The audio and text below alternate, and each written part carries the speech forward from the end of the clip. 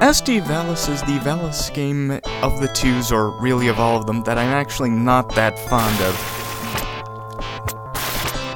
The problem is that even among Genesis games, it still seems a bit on the lazy side. And keep in mind, what you're looking at is a game that came out somewhere around 1992. This was actually in the upper heyday of the Sega Genesis, and there was pretty much no excuse for anything to look so, well, half done. In fact, in a little bit, I will be showing all of you something else that happened to come out in about the same year, 1992. And it should be coming around, say, now.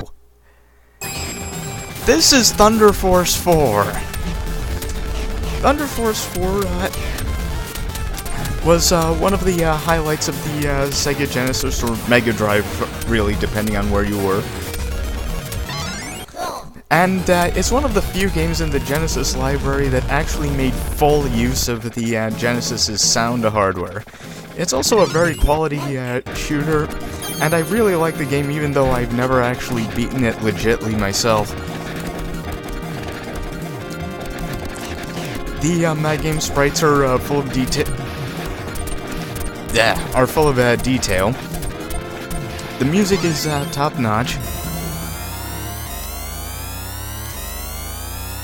And it really shows what the Genesis could do. Of course, it occurs to me that this might not be quite fair. Thunder Force 4 actually used an 8 megabit cartridge as opposed to SD Valis' 4. So I had to comb through the games and pick another one that used the same cartridge size. Unfortunately, the 4 megabit cartridge wasn't used that much after the early years of the Genesis, that is, launch in the 90s or so. But I did find something else in that cartridge size that worked better. And that should be coming up pretty soon after I beat this boss.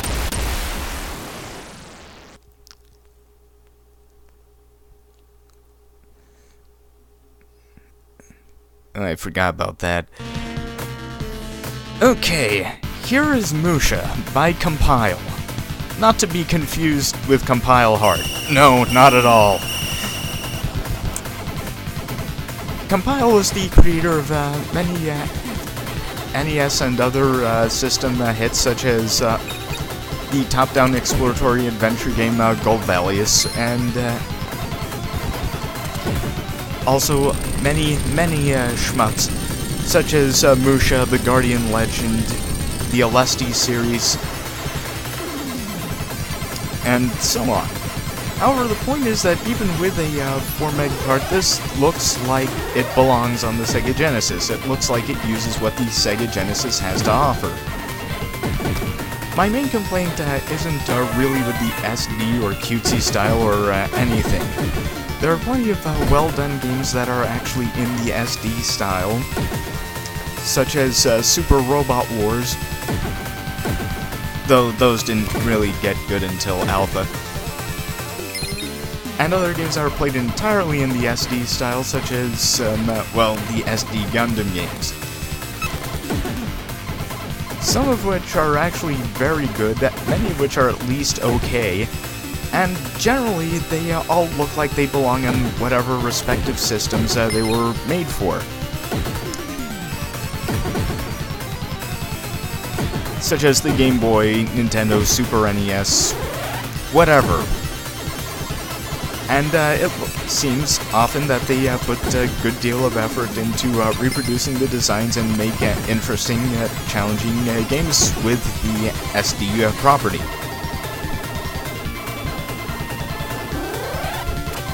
This is actually quite a shame because Talent was actually a bit of an envelope pusher back in the day, because they were actually the first company to develop a game to use an 8 megabit cartridge for the Sega Genesis. The game produced was Gaiares.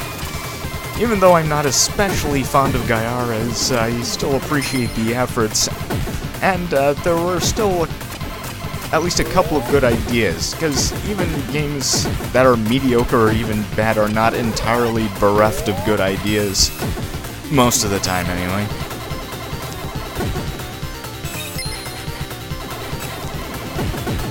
But again, the problem is that SD Valis does not look like it was using the Genesis's properties, even if it wasn't pushing the envelope in any sort of way. Of course, this also kind of lackadaisical attitude extends to the gameplay of SD Valis, in that there are some bosses that are eminently cheesable, as in not even trivialized, made absolutely harmless, and other bosses where taking damage is basically mandatory. The entire game basically reeks of cheap cash-in. And oh yes, I also decided that it wasn't entirely fair to just use shooters, so I chose something in the same genre as the Valis series itself. This is Alicia Dragoon by Game Arts, and it was also released in 1992.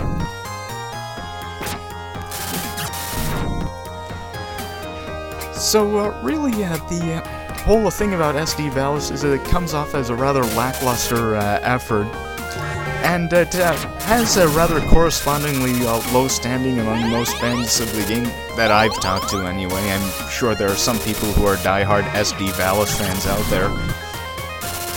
In fact, I think there's only one game in the whole Valis franchise that has a lower standing than SD Valis, and that's the one we prefer not to talk about. It's also the game why I have no real sympathy for people who claim their franchise is going down the tubes, because a new entry has come around that isn't up to the superb classic standards of some of the originals.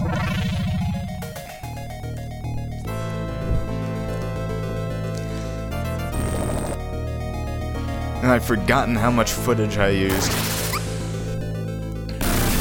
But anyway, the thing is, SD Valis looked like a backstep compared to games that were coming out in the same year or even the past 2 years for the Genesis. So I don't know what Telnet was thinking.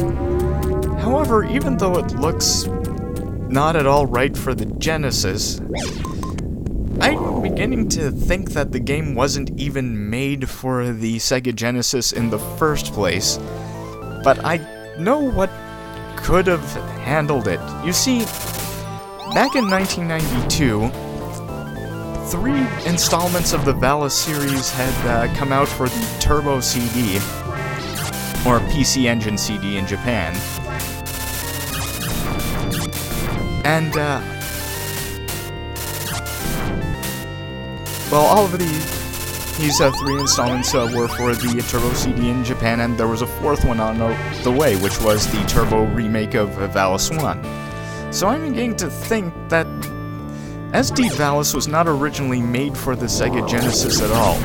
I'm beginning to think that it was actually originally made for the TurboGrafx 16, or original PC engine, because that's what's people who owned all of these other installments of the Valis series were most likely to have.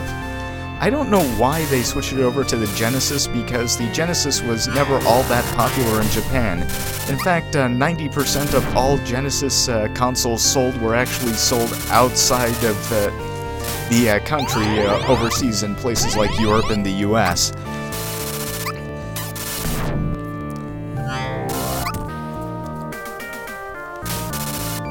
Oh, and by the way, if this game sort of resembles a fantasy version of Thexter, that's because they were both made by the same company. So, really,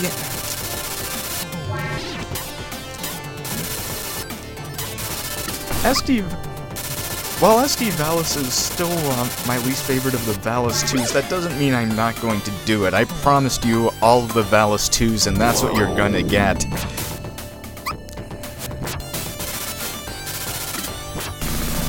However, even though it's called SD Valis in the West, I'm going to call it SD Valis because they never actually finished translating the game. There are some bits that are actually still in Japanese. Nothing in the game text, but, well, I guess you'll see when I get there. See you next time.